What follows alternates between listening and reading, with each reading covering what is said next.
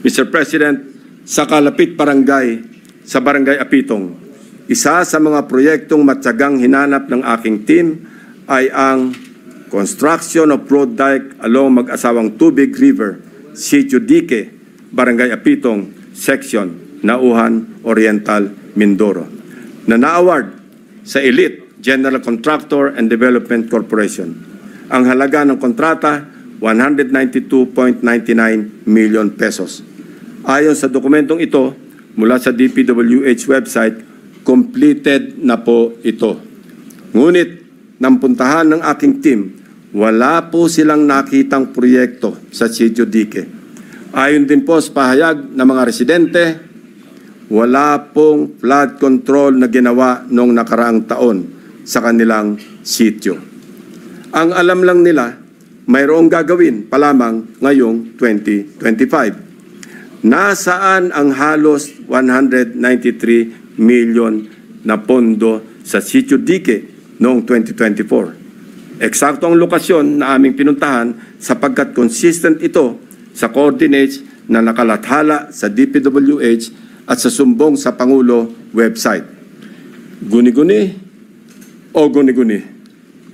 Mr. President, distinguished colleagues, tuloy-tuloy na po tayo sa usapang guni-guni sa mga proyekto sa lalawigan ng Bulacan. Nasabi ko nga kanina ay ang pinaka-notorious sa aming mga case studies na sa ulat na rin ng mga taga DPWH officials at insiders at ilang contractors ay minumulto ng humigit kumulang 30 guni-guning proyekto. Una sa aming pinuntahan, ang siyudad ng Malolos, kung saan kitang-kita ang labis na pagbaha sa kabila ng una ng napaulat na buhos ng pondo sa probinsya. Isa sa aming binisitang proyekto ng aking teams sa Barangay Calero ay ang construction of riverbank protection na may kontratang nagkakahalaga ng 77 million pesos. Ang kontraktor nito, base sa record, ay Wawaw Builders at tag as completed as of October 2024. Gamit ang coordinates sa sumbong sa Pangulo website, madali naming natunton ang lokasyon ng proyekto.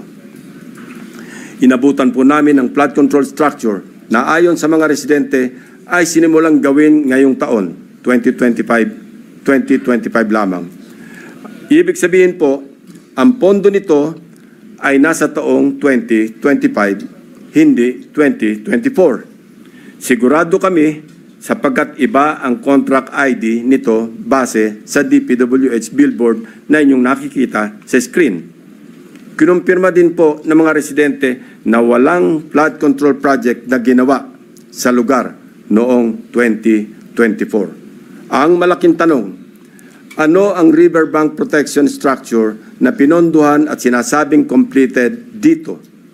Ito po bang nakikita nating puting pader sa screen? Pader nga po yan, Sir President. Perimeter fence ng subdivision. Mr. President, sari-saring gimmick, makapandaya lang ng milyones sa kaban ng bayan. Magtungo tayo sa susunod na barangay, Mr. President.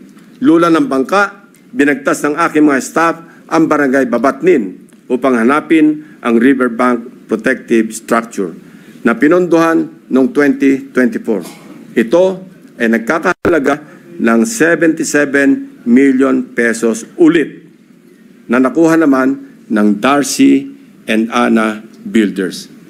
Mayroong flood control project na kumpirmado rin sa mga online videos na nahanap namin.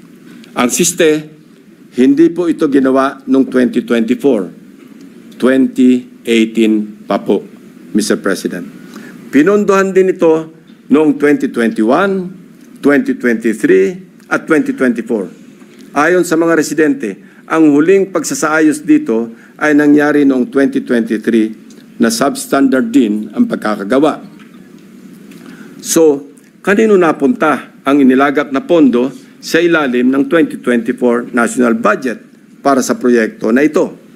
Paulit-ulit ang pagpopondo kahit gawa na. Bagong style ito, Mr. President. Ilan pa kayang flood control projects ang ganito? Ang kontraktor nito na Darcy and Ana Builders. Nagmimistulang multo rin. Bakit kanyo? Base sa mga dokumento ng kumpanyang ito. Ito ay isang negosyo na rehistrado sa ilalim ng sole proprietorship at may address sa Cardona, Rizal. Sa pamamagitan ng simpleng pag-search sa Google Map, ay madaling makita ang gusali kung nasaan ang nasabing negosyo. Subalit, nang puntahan ng aking team ang address, ang kanilang inabutan ay gym at e-payment store sa halip na construction company. Wala na rin ang signage ng Darcy and Ana Builders sa dating nakakabit sa building. Maya-maya, ipapakita pa namin ang mga natuklasan naming proyekto na gawa o dapat ginawa ng aspirations of our people for a better Philippines. Sa isang taon, wag naman sana nating marinig na mapagsabihan tayo na mga walang hiya kayo. Sa haba at lawak ng aming pagsisiyasat, may mga gustong magsalita at tumulong. District engineers na napipilitang ipa-implement ang mga binagsak na project sa kanilang distrito na hindi naman sila ang nagplano kaya hindi naisama sa National Expenditure Program. Subalit, dahil nagmula sa mga insertions ng mga tinaguriang funders sa Kongreso, mga contractors na kapit sa patalim dahil sa bulok na sistema ng talamak na lagayan, tali ang mga kamay dahil sa kanilang pakikisama na kasalalay ang kanilang hanap buhay. At higit sa lahat, mga taong bayan na nais ipaabot ang kanilang hinaing. Madami din sa mga nakausap namin ang handang pangalanan ang mga tiwaling opisyal ng gobyerno na tunay na nasa likod ng mga milagro sa flood control. Ang halos nagkakaisang tanong nila na mahirap kong saguting mag-isa.